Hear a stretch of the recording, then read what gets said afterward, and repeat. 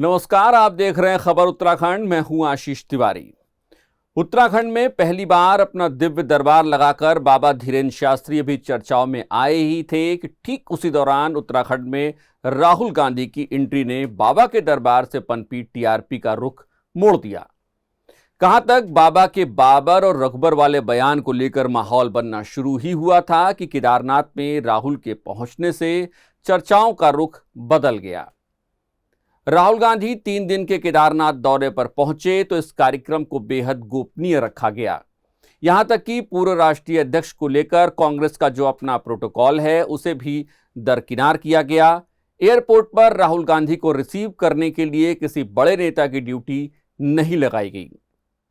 इसके बाद राहुल गांधी सीधे केदारनाथ के लिए रवाना हो गए। केदारनाथ में राहुल गांधी राज्य के ही कुछ नेताओं के साथ रुके।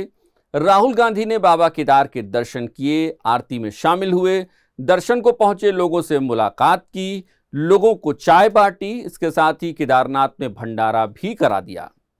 खुद ही भंडारे में लोगों को खाना परोसते राहुल गांधी नजर भी आए।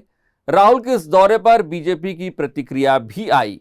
बीजेपी के प्रवक्ता ने कहा कि राहुल को चुनाव के समय सनातन की याद आती है।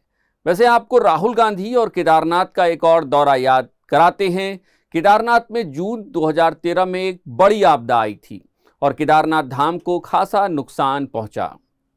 हजारों लोगों की मौत हुई। कई लोगों का इस आपदा के 10 साल बाद भी पता नहीं चल पाया है। इस आपदा के बाद लोगों में केदारनाथ की यात्रा को लेकर एक दहशत फैल गई। समूचे उत्तर हिमालयी इलाके को खतरनाक माना जाने लगा। उस दौरान उत्तराखंड में कांग्रेस की सरकार थी। जिस समय आपदा आई उस समय मुख्यमंत्री हुआ करते थे विजय बहुगुणा। वही विजय बहुगुणा जो इन दिनों बीजेपी में हैं। आपदा के समय राहत कार्यों को लेकर कांग्रेस सरकार और मुख्यमंत्री सवालों को घेरे में आ गए। कांग्रेस ने नेतृत्व परिवर्तन कर दिया और हरीश रावत को सीएम की कुर्सी सौंप दी। उधर केदारनाथ में आपदा के बाद यात्रा को सुचारू करना जितना मुश्किल काम था उतना ही मुश्किल काम था सुरक्षित यात्रा का संदेश देना। बात अप्रैल 2015 की है। राहुल गांधी ने केदारनाथ की पैदल यात्रा करने का ऐलान किया। राहुल गौरीकुंड पहुंचे। उस वक्त भी राहुल टी-शर्ट और जींस में नजर आ रहे थे। तकरीबन दोपहर 1:30 बजे के आसपास वो मुख्यमंत्री हरीश रावत के साथ गौरीकुंड पहुंचे। वहां से उन्होंने पैदल यात्रा शुरू की।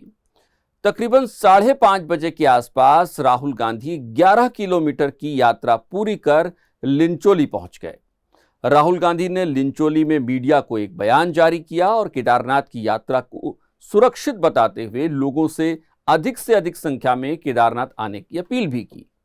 यह वो दौर था जब इस मार्ग पर आने की सोचना भी मुश्किल काम था, क्योंकि आपदा में ये पूरे मार्ग पूरी तरीके से तबाह हो गए थे। राहुल लगातार अपनी यात्रा पैदल ही जारी रखते रहे और केदारनाथ धाम पहुंचे और बाबा केदार के दर्शन किए।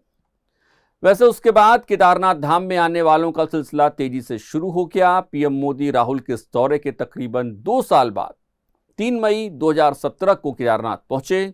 उस वक्त तक अलकनंदा और भागीरथी नदी में खासा पानी बह चुका था। उत्तराखंड में कांग्रेस की सरकार जा चुकी थी। बीजेपी सत्ता में लौट चुकी थी।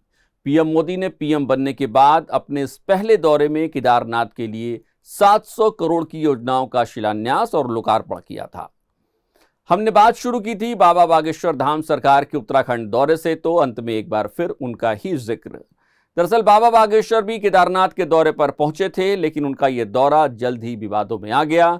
बाबा धीरेन्द्र शास्त्री ने गर्भगृह में अनुमति न होने के बावजूद फोटो खिंचवाई और सोशल मीडिया पर अपलोड कर दिया। इसे लेकर धीरेन्द्र शास्त्री पर कई सवाल भी उठे हैं। क्या आपको भी लगता है कि केदारनाथ में जाना और दर्शन करना राजनीति का कोई हिस्सा है? तो हमें कमेंट करके बताइए। अगर आप हमें YouTube पर देख रहे हैं तो हमारे चैनल को सब्सक्राइब करें और बेल आइकन दबाएं, और अगर आप हमें Facebook पर देख रहे हैं तो पेज को फॉलो करना न भूलें। नमस्कार।